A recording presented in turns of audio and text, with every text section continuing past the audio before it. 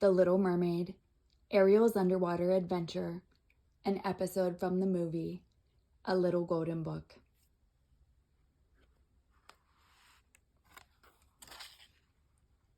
The Little Mermaid, Ariel's Underwater Adventure, an episode from the movie, adapted by Teitelbaum, illustrated by Ron Diaz.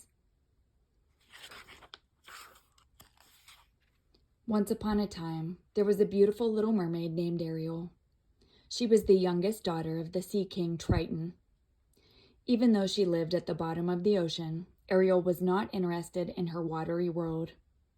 This little princess was only interested in the world above the ocean, the world of humans. Ariel spent most of her time searching through sunken ships, looking for objects that had once belonged to humans. To Ariel, these rusty old things were wonderful treasures. One afternoon, Ariel was treasure hunting in a graveyard of old sunken ships with her best friend, Flounder the fish. "Come on, Flounder," shouted Ariel as she swam into a broken-down ship. "Let's look in here." "Are you sure it's safe?" asked Flounder. "Sure," answered Ariel. "Follow me." Inside, Ariel found a chest full of treasures. "Oh, Flounder," gasped Ariel. "Have you ever seen anything this wonderful in your entire life?" Among the objects in the ship, Ariel found a fork and a pipe. "This is great," the little mermaid cried. She put the objects into a pouch. "I don't have any of these in my collection yet." Just then, Flounder heard a noise.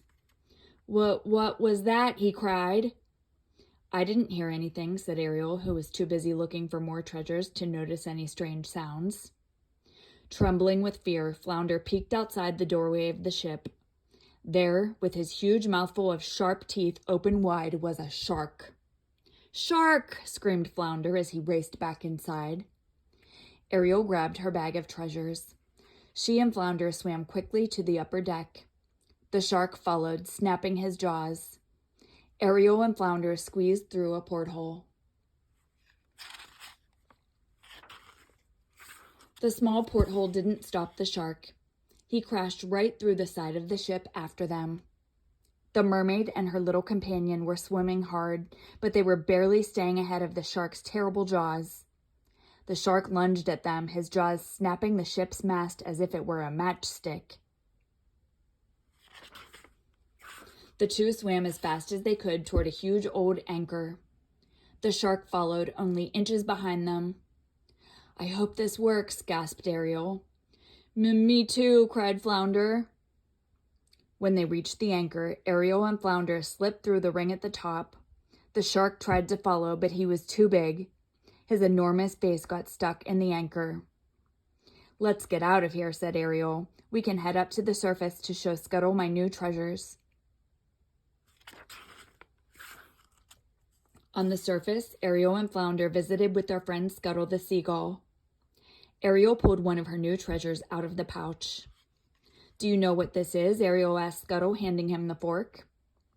"Why, certainly," replied the cockeyed seagull. "After all, I'm the world's greatest expert on humans. This is a dingle hopper. Humans use it to straighten their hair, like this." Scuttle ran the old fork through Ariel's hair. "What's this, Scuttle?" asked Ariel, this time handing him the pipe. "This is most definitely a snarfblat," he answered. "It's used to make music." Scuttle blew into the pipe, but nothing came out except water. Nothing worse than a defective snarfblat." Soon it was time for Ariel and Flounder to leave. They said goodbye to Scuttle and returned to the undersea kingdom. Ariel went to her secret cave, where she hid all her human treasures. The two friends were playing with Ariel's special collection when suddenly the cave got very dark.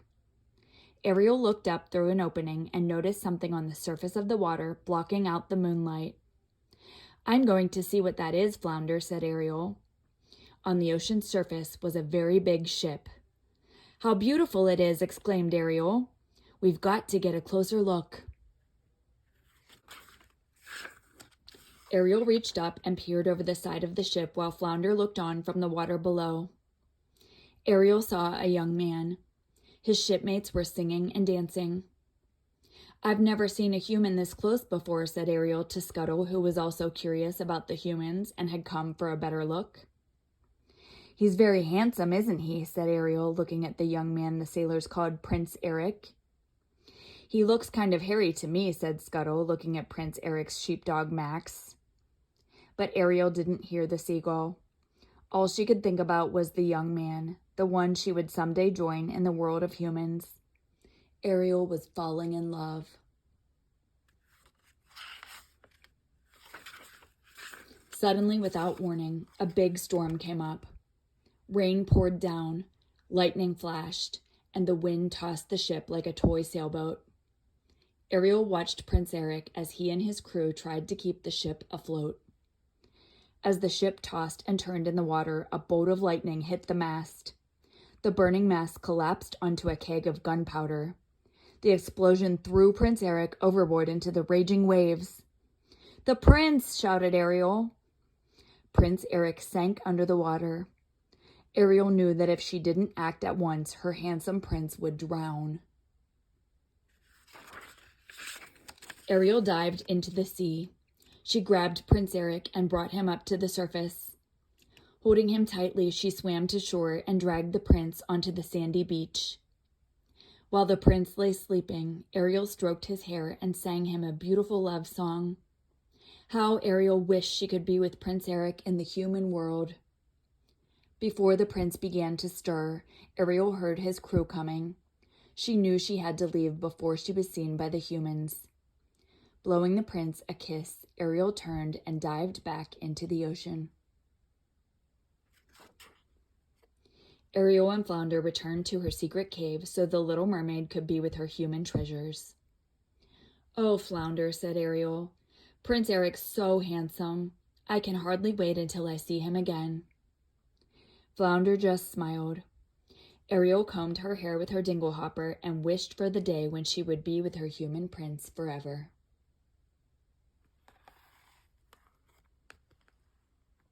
The end.